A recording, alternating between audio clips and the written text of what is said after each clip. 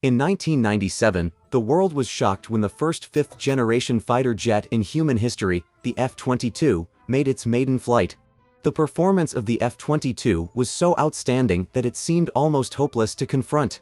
At that time, China's most powerful fighter jet was the J-8, which was only a third-generation aircraft, lagging 2 generations behind. However, the Chinese military did not succumb to despair.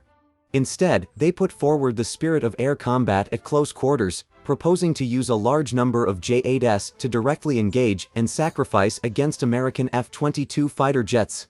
The claim on military forums at that time was that as long as one was not afraid of sacrifice, 8 J-8s could potentially take down one American F-22. Why 8? Because the F-22 could only carry 8 air-to-air missiles. It wasn't until 2011 that China's fifth-generation fighter jet, the J-20, made its maiden flight. Chinese fighter pilots have always adhered to this spirit of air combat at close quarters. Once a war breaks out, they would fly straight towards American V-generation fighter jets' missiles, risking their own lives to create an opportunity for their comrades to get close. However, in reality, it is impossible to exchange 8 J-8s for one F-22. Not to mention third-generation aircraft.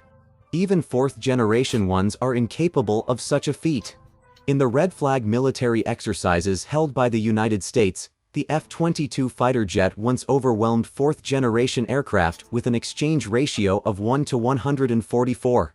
In China's Golden Helmet military exercises, the J-20 once crushed fourth-generation aircraft with an exchange ratio of 0 to 108.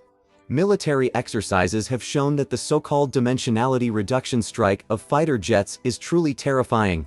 Even if one is fearless of sacrifice, it is of no use.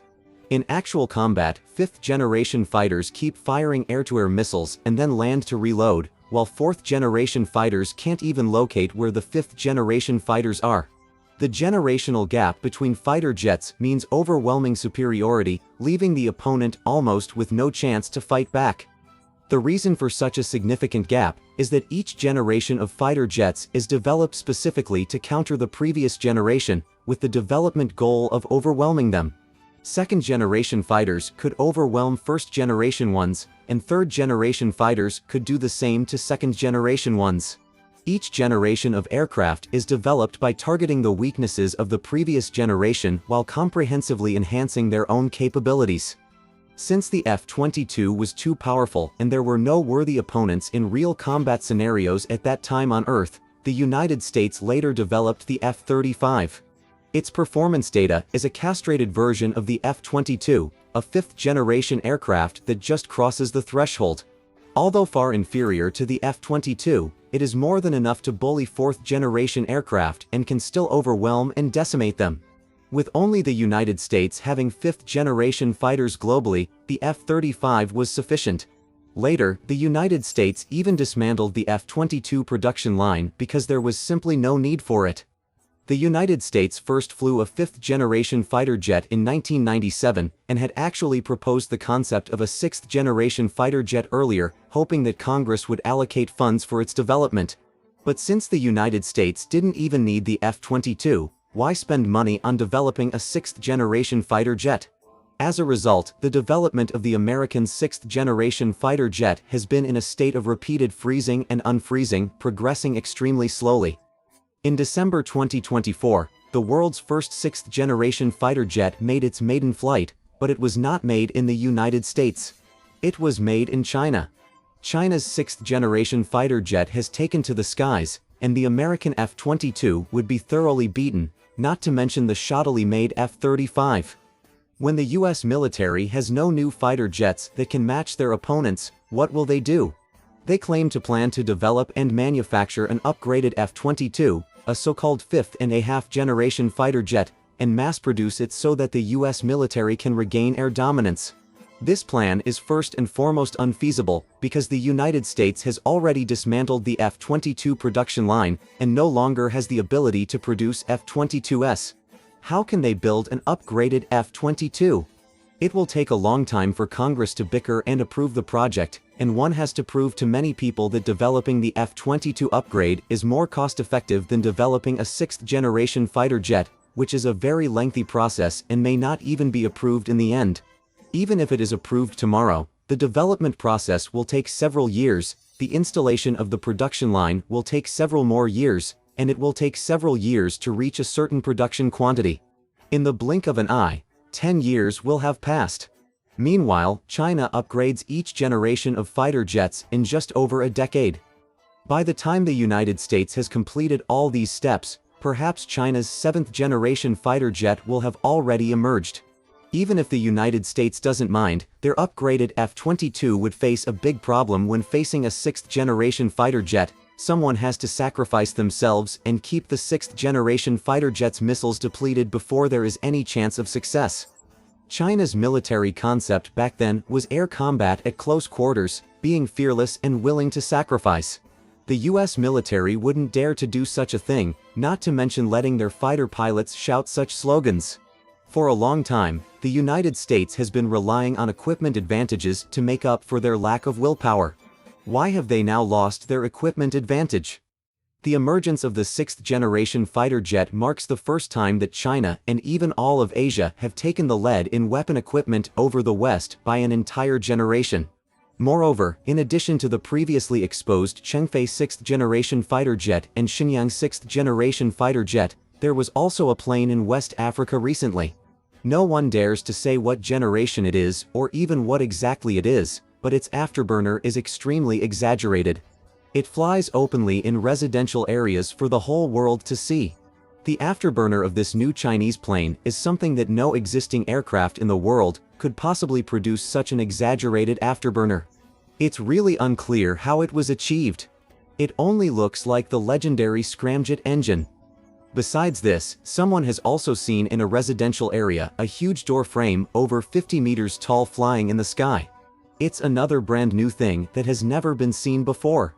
It is said to be an unmanned early warning aircraft developed specifically for stealth fighters, equipped with a giant radar dedicated to breaking stealth capabilities. Why can the Chinese Air Force develop so many great things and be willing to invest in research and development? In contrast, the actual amount of the US military budget spent on research and development is very small. Take the Air Force as an example. China has built a large number of wind tunnels for the research and development of aerial equipment, while the United States, in order to save money, is reluctant to build wind tunnels and has always relied on so-called computer simulations, citing cost savings as the reason. There are only two ways to develop aerospace equipment. One is to put it in a wind tunnel for testing, and the other is to build it and fly it in the sky. There are no other options. Even if computers can accurately simulate 99.99% of the situations, so what?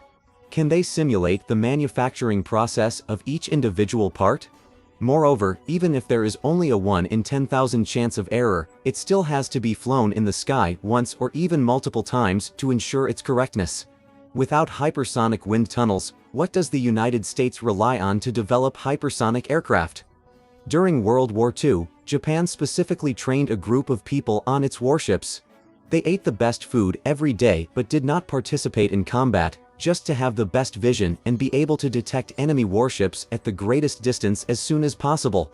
But the US Navy abolished these positions and then equipped its warships with radar. In 1980, the scene of General Liu Huaqing squinting at the US military equipment left a deep impression on many people. At that time, the equipment of the US Navy and Air Force was like alien technology compared to that of our Army. However, after seeing such advanced weapons and equipment, General Liu Huaqing was not afraid or discouraged. Instead, he immediately began to formulate a military technology research and development schedule with clear timelines, urging the entire military to strive towards this goal. Looking back 40 years later, this plan that seemed like a pipe dream at the time has basically been achieved. After the Chinese Air Force kept unveiling new equipment, Western media collectively fell silent. The so-called China threat theory that they had been hyping up every day suddenly disappeared.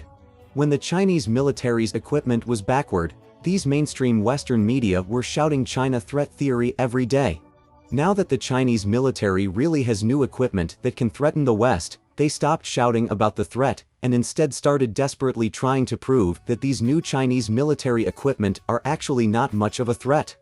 When mainstream Western media start arguing from various angles that China's new military equipment is not really a threat, I know that this time we have truly made a major technological breakthrough.